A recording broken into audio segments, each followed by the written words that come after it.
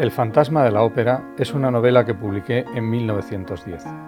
Mi nombre es Gaston Leroux, escritor y periodista, y aseguro que los hechos narrados en la obra son reales y nada ficticios. Es una historia que se centra en ese misterioso ser que se oculta tras una máscara.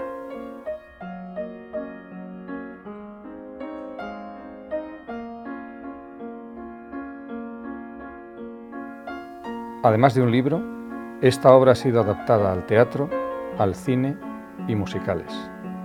El fantasma de la ópera nace en la Francia del siglo XIX. Bajo el techo del Palacio Garnier vagaba un fantasma, Eric, también conocido como el ángel de la música. Desde entonces, mito o realidad, lo cierto es que es un tema que sigue estando presente de alguna forma. La novela de Gaston Leroux llegó a mis manos cuando yo tendría unos 12 o 13 años. Lo que me llamó la atención fue tanto el prólogo como el epílogo, en que Leroux decía que él estaba convencido y que prometía al lector que esa leyenda estaba basada en la realidad y que no era un mito.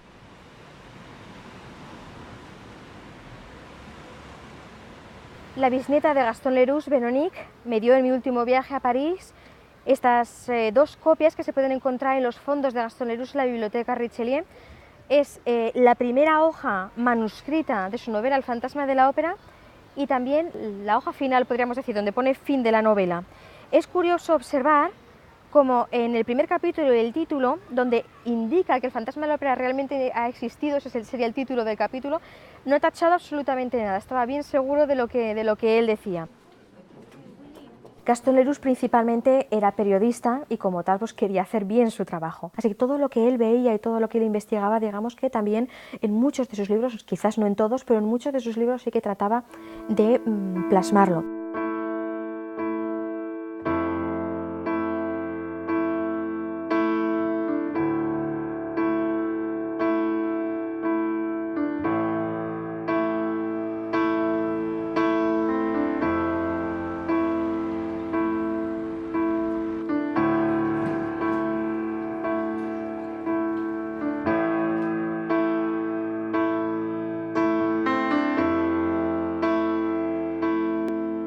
Si una persona, por el efecto de estas malformaciones, tiene una hipertensión localizada en el cerebro, puede dar lugar a trastornos en la función de una parte o de otra del cerebro. Porque el cerebro crece pero no puede expandir el hueso y entonces termina por producir un síndrome de hipertensión intracraneal que es grave si no se soluciona.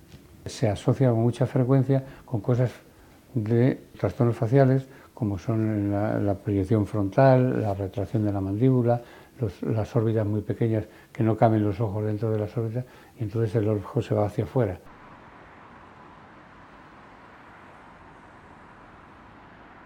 Leroux estuvo en contacto con un amigo suyo que era médico, que le estuvo asesorando sobre algunas enfermedades que podían causar deformidad, sobre todo en el rostro. Pero sin embargo, sí que podría aparecer brotes psicóticos o neuróticos.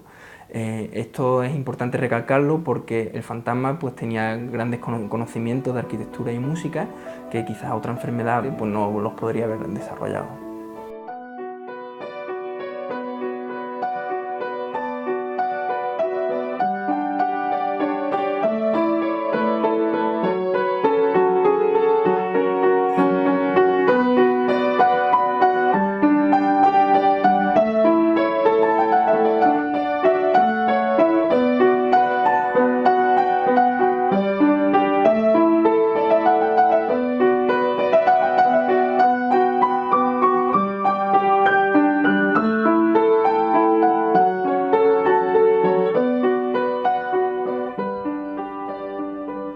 Lo primero que hice fue ir al hogar del fantasma, la ópera Garnier. Por supuesto, la primera vez que fui pregunté si podía acceder a los subterráneos de la ópera y me comentaron que estos no existían, que era una invención de Gaston Leroux y que por supuesto no existían y que allí no se hablaba para nada del fantasma de la ópera.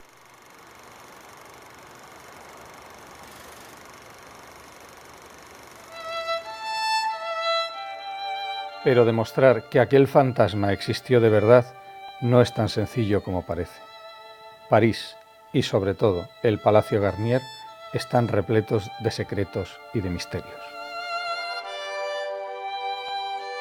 Tras el incendio de la antigua ópera en la calle Le Pelletier, Napoleón III decidió restituir los fondos para construir un nuevo teatro. Charles Garnier, al mando de la obra, y los demás constructores se toparon en los subsuelos con un afluente del río Sena que les impedía avanzar, por lo que construyeron una serie de pasadizos subterráneos. ¿Qué podría ocurrir? Pues que los cimientos de la ópera, si eran construidos sobre esa base, pues se desmoronarían en cualquier momento. Y lo que hicieron fue construir un lago artificial completamente abovedado por una serie de materiales de construcción que lo que hacían era impermeabilizar el agua para que todos esos cimientos pues no se vinieran abajo y pudieran sostener la ópera.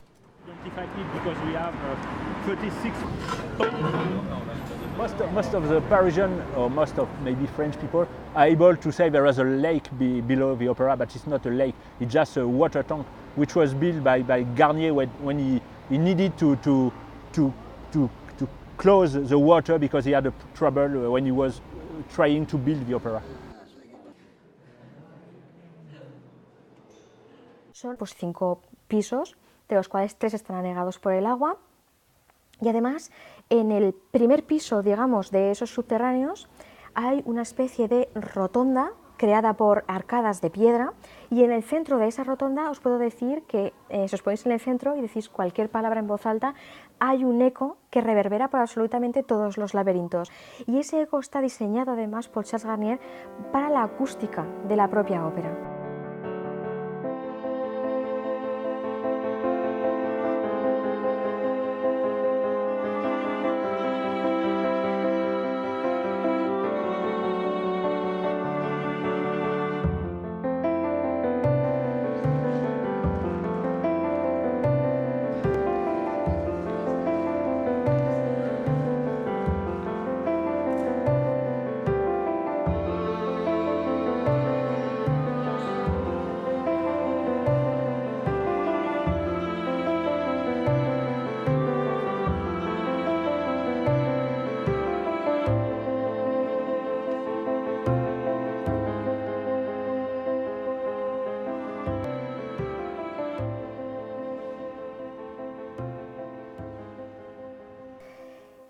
El palco 5 era el palco que solía utilizar el Fantasma de la Ópera.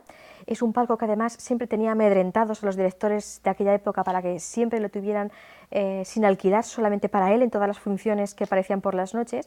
Os puedo asegurar que he entrado varias veces a ese palco y que estando sentada justo en ese asiento de la derecha que dice Leroux, es imposible que nadie pueda verte dentro de una representación, porque estás en un lado y en un ángulo que es imposible que nadie pueda verte. Es decir, el fantasma estará completamente oculto. También dice Gaston Leroux que podía acceder a ese palco sin ser visto a través de una de las 2 columnas que lo flanquean, porque podría estar absolutamente hueca.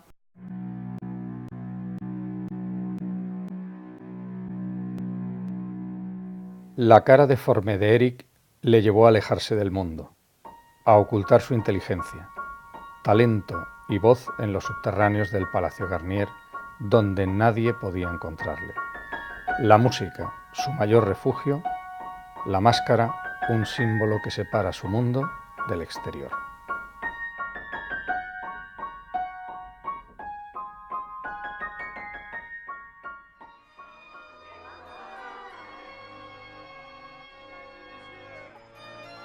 Tiempo atrás, un circo, el circo de los horrores. El jaleo llenaba la atmósfera. Hombres elásticos, adivinas y mujeres barbudas llenan las carpas.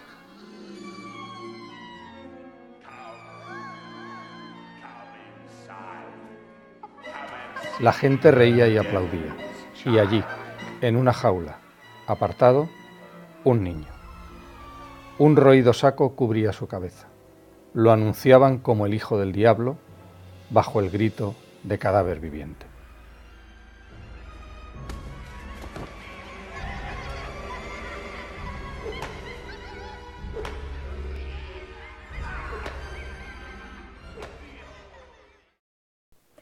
La historia del fantasma de la ópera se centra sobre todo en el trío amoroso por excelencia, que son la soprano Christine, su amado, digamos, que le conoce desde la infancia, que es Raúl, el vizconde de Chagny, y por supuesto el fantasma de la ópera, cuyo nombre es Eric, pero de que no se sabe el apellido, por supuesto.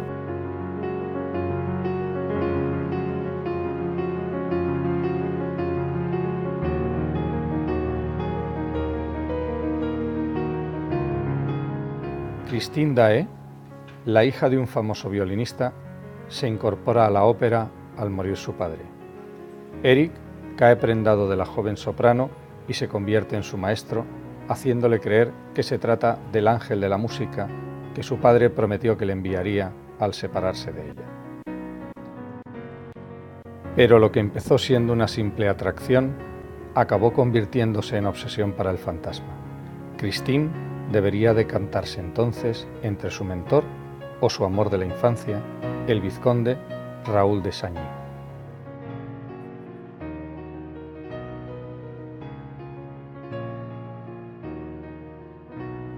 Y así los pétalos de rosa cayeron lentamente al suelo, despreciados.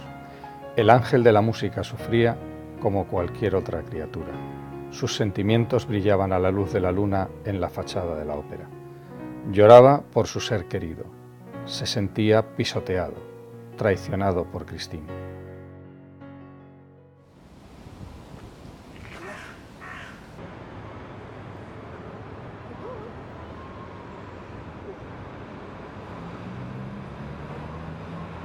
En la penumbra de los sótanos retumba el eco de los aplausos. Sobre el escenario, la ópera Elle. De pronto, un ruido, un chasquido. Comienzan los gritos y la lámpara se descuelga sobre el público.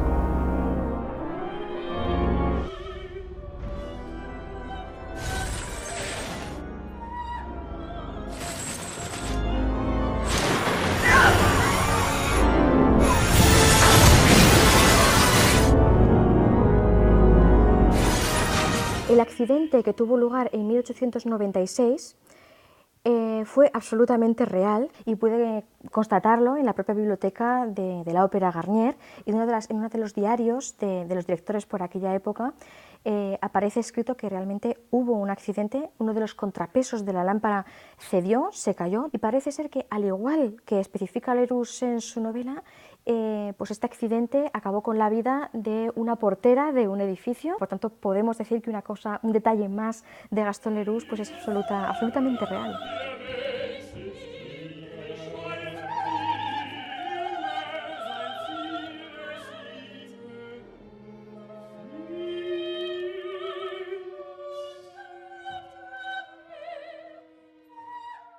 En 1907, el director de la Sociedad Gramofónica de París, Alfred Clark, le dio una donación al director de la Ópera Garnier por aquellos tiempos, que se llamaba Pedro Gaillard, que además es el mismo director al que Gaston Leroux consultó e interrogó para averiguar más datos sobre el fantasma de la ópera en 1910. Y parece ser que Alfred Clark hizo una donación de una serie de urnas que contenían unos discos grabados de finales del siglo XIX de cantantes de la propia Ópera Garnier. Entonces se lo dio con un tipo de premisa, que era que no se pudieran abrir hasta pasados 100 años. Pedro Gaillard, el director de la ópera, pensó dónde podría mantener aquellos discos grabados y pensó que el mejor lugar para mantenerlos lejos del sol y del calor sería más bien en los subterráneos de la propia Ópera Garnier, que estarían pues frescos en sombra. Cuando contrató a un grupo de obreros para hacer esa especie de oquedad en la pared, se derrumbó todo el muro y apareció un apartamento completamente amueblado con un cadáver en su interior, en una especie de ataúd. Ese cadáver presentaba unas malformaciones óseas en el rostro y por eso todo el mundo pensó que sería el fantasma de la ópera. Otro de los motivos por los que pudo inclinarse para elegir la porfiria como la causa de la enfermedad del fantasma es que no hay afectación del intelecto del personaje. Le cuadraba más una enfermedad como la porfiria, puesto que había manifestaciones cutáneas y algunas muy evidentes, como es la fotosensibilidad. Además, en algunos tipos de porfirias también hay afectación hepática, por lo que el tinte que adquiere la piel es algo más amarillento. El tema este de la ausencia de la nariz pues podría ser una mutilación de las zonas acras de la cara por la exposición a la luz solar. Me falta decir quizá alguna cosa sobre la porfiria, porque la porfiria que es el acúmulo de la producción de porfirinas en el hígado, que sirven intervienen en la producción de sangre. Y eso también produce trastornos importantes del aspecto físico, que si se añade a las malformaciones craneales, comporta ese aspecto pues, terrorífico que pues, produce esa repulsión.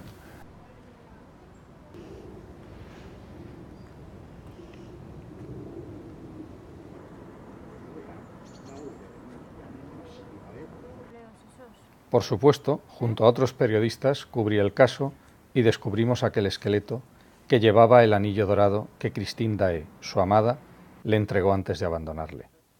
Estoy seguro, completamente seguro, de haber rezado sobre su cadáver, el otro día, cuando le sacaron de la tierra, en el lugar mismo en que se enterraban las voces vivientes.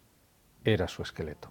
Si ese apartamento estuvo absolutamente bloqueado por todas las paredes, significa que quien estuviera dentro sabía que iba a morir allí y digamos que se emparedó allí dentro sabiendo perfectamente cómo sería su final, cómo sería aquel destino. Of course not in Watertown, but it's possible for everyone to survive during few days, few months in the basement of the building. For instance, during the Second World War, we have some English pilots which were hide just below the roof of the Invalid. And so it's possible for people to survive in a basement, but I have no proof that someone survived in the basement of the opera, of course. Y el esqueleto, según pone Leroux en su novela, en el epílogo, dice que lo enterraron en una fosa común donde no sería el lugar para él, porque es un esqueleto, si era realmente el del fantasma, sería un esqueleto muy especial y muy importante. Su hogar debería seguir siendo la Ópera Garnier, pero como él dice, tal vez fue enterrado en una fosa común. Yo he llegado a la conclusión de que sería el cementerio de Père Lachaise en París, junto con otros cadáveres de la comuna, que sería también por aquella época. Pero eso será un misterio.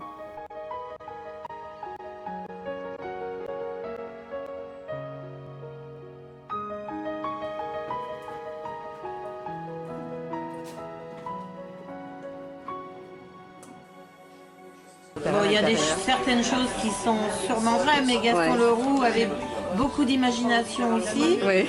Mais bon, il y a des points assez réels quand même, ça c'est sûr.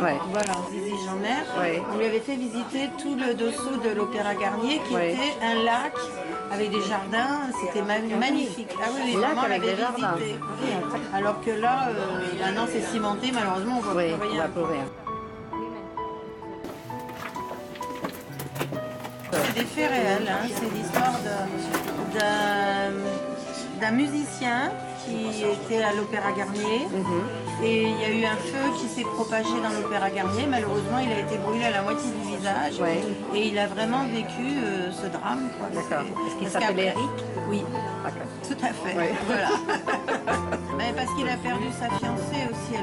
Voilà, donc bon, après l'histoire a un peu été arrangée, mais il y avait un drame aussi bien sentimental que dramatique par rapport à son physique qui faisait peur.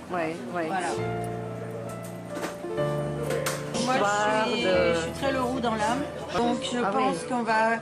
J'ai transmis l'amour de mon arrière-grand-père et je veux le faire vivre. Voilà. Très bien. Il le mérite, parce que c'est ce que je dis, il n'y aurait pas le fantôme de l'opéra dans le monde entier s'il ne l'avait pas écrit. Una cosa para mí queda clara. Cuando escribí mi novela, me basé en detalles y anécdotas que conocía y que realmente ocurrieron. La historia del protagonista fue cierta, al menos en parte. Que en los subterráneos de la ópera vivió alguien es un hecho. Si fue persona o fantasma, puede que nunca se sepa. De momento, se mantendrá oculto entre las sombras.